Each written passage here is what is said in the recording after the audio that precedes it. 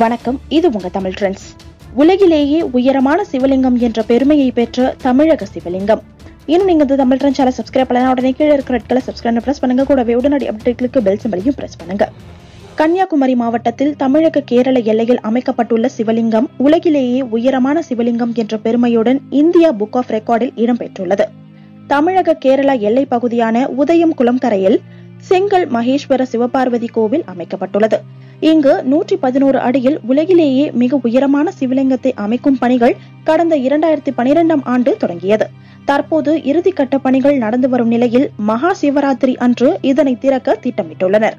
இதனிடையே India book of ரெக்கார்டில் இந்த சிலை இடம்பெற்றதற்கான சான்று வழங்கப்பட்டுள்ளது.